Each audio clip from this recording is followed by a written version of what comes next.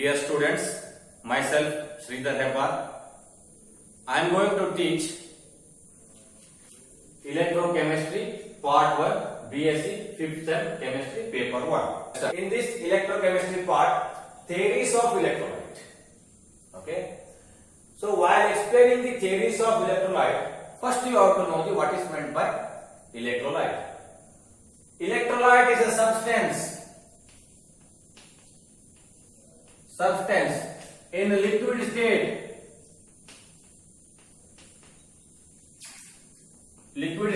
or in a molten state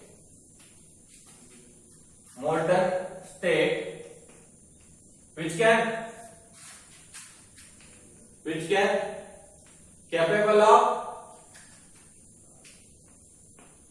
capable of conduct electricity, capable of conduct electricity. So whatever the substance in a molten state or in a liquid state which can capable of conduct an electricity is called as an electrolyte. For example, sodium chloride, KCl, acetic acid, all these are examples. Okay, all these are examples. Now, this is what actually electrolyte. In this electrolyte, most of the theories are included. First theory about electrolyte is Arrhenius theory of electrolyte. Now we are going to discuss what are the postulates included in this Arrhenius theory of electrolyte. The first postulate is when electrolyte is dissolved in a water, dissociated into positively charged particle called cation and negatively charged particles called anion. Process is called dissociation, or it is also called as ionization. Okay, ionization.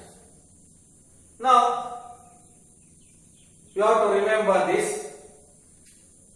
When electrolyte is dissolved in water, I will explain with a particular example. Sodium chloride is an electrolyte. This is a substance. This substance dissolved in water, okay, it undergoes dissociation to formation of positively charged particles, Na plus, and negatively charged particles. Positively charged particles is called as cation and negatively charged particle is called as an anion. In this, sodium ion is an cation, chloride ion is an anion. Okay, so this is the first postulate, and process is called as a dissociation. This process is called as a dissociation. This is the first postulate. Okay. Now I am going to explain second postulate. Now this is the second postulate of Arrhenius theory of electrolyte. On passing electricity, cation move towards an electrode called cathode. Anion move towards an electrode is called as an anode. So I will explain with a diagram. So I will take one beaker. Now this is two electrodes. One is cathode, another one is an anode. So I am going to place an electrolyte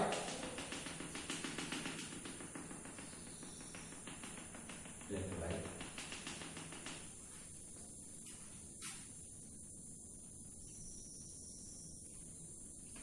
So this is electrical connection, external circuit. This is an electrolyte. This is cathode and this is an anode. Now in this case, after passing electricity, cation move towards an electrode called cathode. Cation, for example, here an electrolyte, sodium chloride is an electrolyte, NaCl solution, NaCl solution. Now sodium plus and Cl minus ion is there. Okay. Cation, sodium plus is a cation. This cation is moved toward the cathode. Okay. Now this is an Cl minus anion, chloride ion. This is moved towards anode. Now, why this happens? Because after passing an electricity, okay, electron density is more in a cathode. Here, electron density is more in cathode layer. Here, negatively charged. Okay, negatively charged. Simultaneously, here it is positively charged.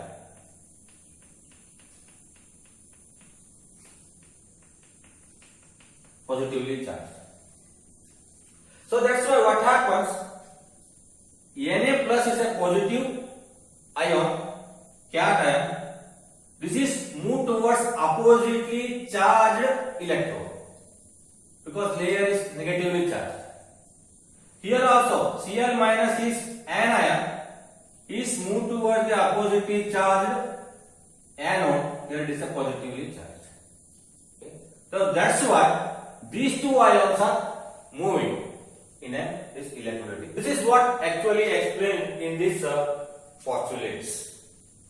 So now I am going to explain another postulate.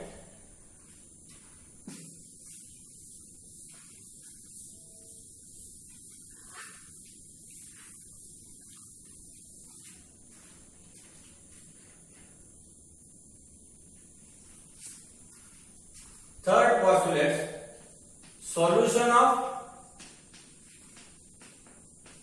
electrolyte is electrically neutral. Electrically neutral as a whole. Okay. What is the meaning of this statement? Solution of electrolyte is electrically neutral as a whole. I will take one example. NaCl, the best example. In this NaCl, Na plus and Cl minus, so dissociation process. Now these two are in a solution. Okay. In this case, total electrolyte, you have to take that this is neutral because number of positive charges is equal to number of negative charges. Number of positive charge is equal to number of negative charge. Got it? So here plus 1, here minus 1. So these two are equal because of plus 1 is there and minus 1 is also a 1. Negative charge. So that's why this electrolyte is electrically neutral as a whole. I will take another example.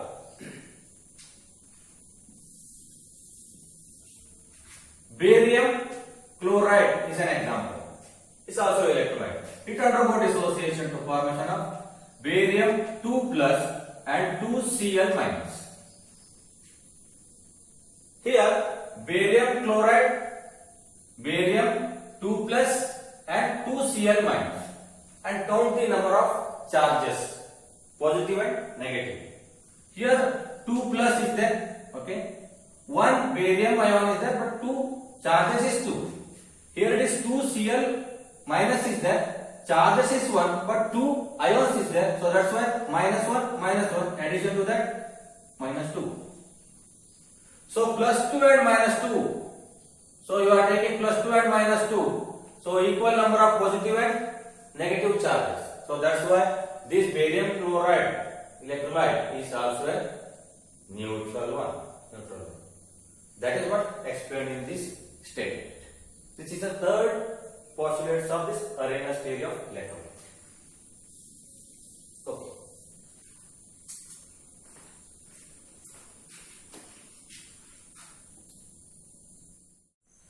Next, I am going to discuss fourth postulate of this Arrhenius theory of electrolyte.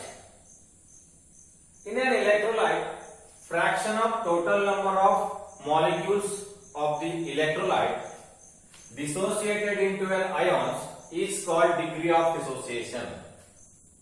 Now, degree of dissociation is symbolized as alpha is equal to that of number of dissociated molecules divided by total number of molecules taken.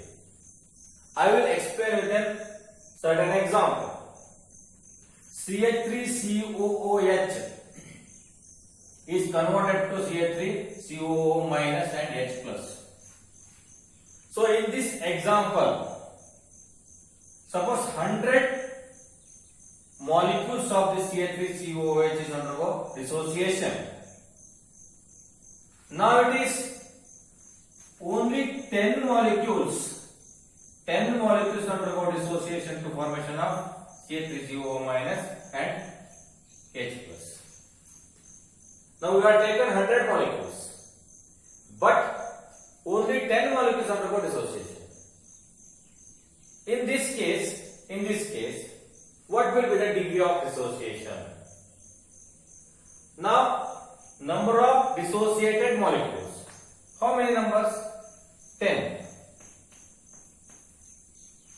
Now, total number of molecules taken, 100 molecules. So what will be that? 0.1. 0.1. Degree of dissociation is 0.1. But in converted to percentage, now here it is 0.1 into 100. So this is equal to 10%. Now 10% degree of dissociation is 10%. So this is what explained in this postulate. Okay. So now I am going to discuss another postulate. So next postulate is degree of dissociation is increases with dilution, maximum at infinite dilution. So what is the meaning of this statement? I am going to explain with one example. Suppose, so I will take one beaker. So in this beaker I am going to take 1 liter of water. Now I am going to add 100 molecules of acetic acid. So after addition of 100 molecules of acetic acid, 10% dissociation. Now degree of dissociation in percentage is equal to 10%. Now in this case, so I am going to add 1 more liter, total 2 liter. 2 liter containing 100 ml of 2 liter containing 100 molecules of acetic acid. Now that degree of dissociation is increases. according to this statement, what happens? Suppose it is increases to 50%. Why this type of phenomena occurs in these? Because after a dilution, the space is increases for 1 liter up to this. For 2 liter, okay, up to this. Now the space is increases, okay, that is favorable for dissociation. So that's what here the dissociation take place more, and it is increases with dilution. Maximum at infinite dilution. Infinite dilution means you are going to add large quantity of solvent or water. Infinite dilution. At a certain extent, so these molecules will not undergo dissociation. After that, the constant value you are getting. So this is what explaining maximum at infinite dilution. After infinite dilution, so that dissociation or degree of dissociation will not change. Okay, so this is the fifth postulate. And properties of electrolytes are the properties of ions. Now again the statement. Now in this, properties of the electrolytes are the properties of the ions. Another postulate. Now look at the meaning of this statement. Now in this statement, properties of the electrolyte, all electrolytes have its own property. And these are the properties of the ions also. Now after dissociation, the electrolyte is undergo dissociation and the formation of ions. Even though formation of the ions, properties of the electrolyte and properties of the ions are same. Now in this case, HCl is an example, hydrochloric acid. So hydrochloric acid is undergo dissociation to formation of hydrogen ion plus chloride ion. Now what is the property of that HCl? Acidic property. It's highly acidic or strong acid. Okay, it undergo dissociation, formation of H plus and Cl minus. Now acidic property is due to that H plus ion only. Now property of this electrolyte will not change after dilution or dissociation. So this is what explained in this sixth postulates. Similarly, NaOH, sodium hydroxide, base I am going to take. Now there is a formation of Na plus and OH minus ion. Property of the NaOH is base, is basic property. Now basic property is due to that of OH minus ion. Acidic property and basic, here the basic property is furnished by OH minus ion. Property of the electrolyte and property of the ion will not change according to this statement. Okay, according to this statement. Now this is a sixth postulate.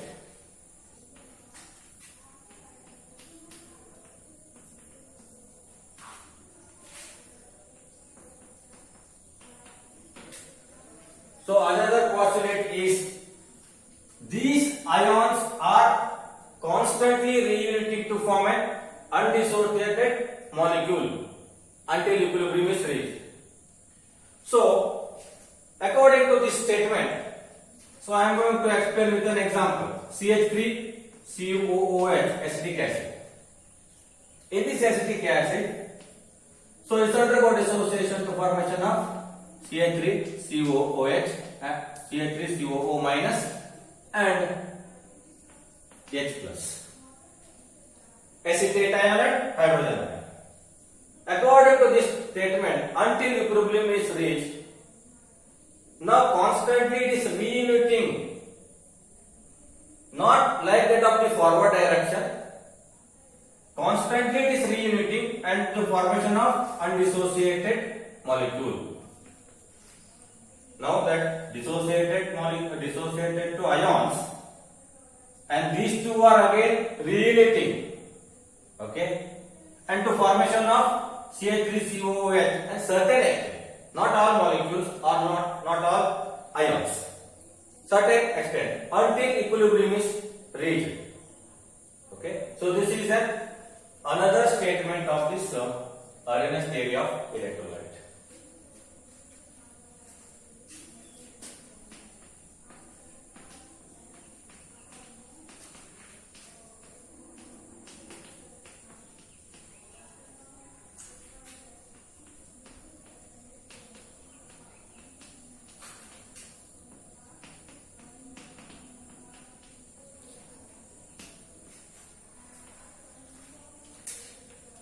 So the last postulate is the conductance of the electrolyte is due to the presence of ions. When dissociation increases, conductance is also increases. I will explain in the example. So in this CH3COOH undergo dissociation to formation of CH3COO minus and H plus. Now in this case, CH3COOH is undergo dissociation and the formation of these ions. Okay, these ions producing conductance. So in this electrolytic conductance is due to the presence of ions.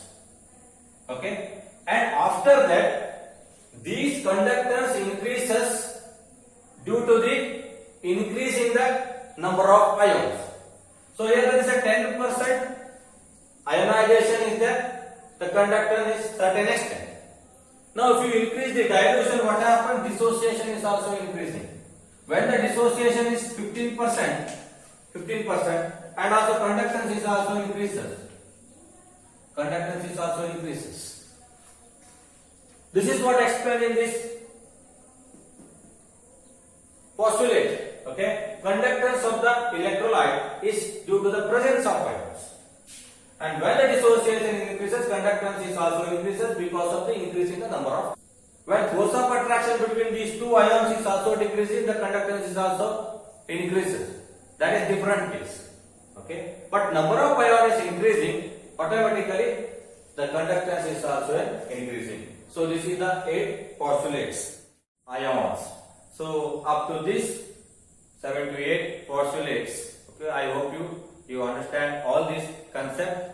In the next class, I am going to discuss factor affecting the degree of dissociation and de Broglie theory of an electrolyte. Thank you very much.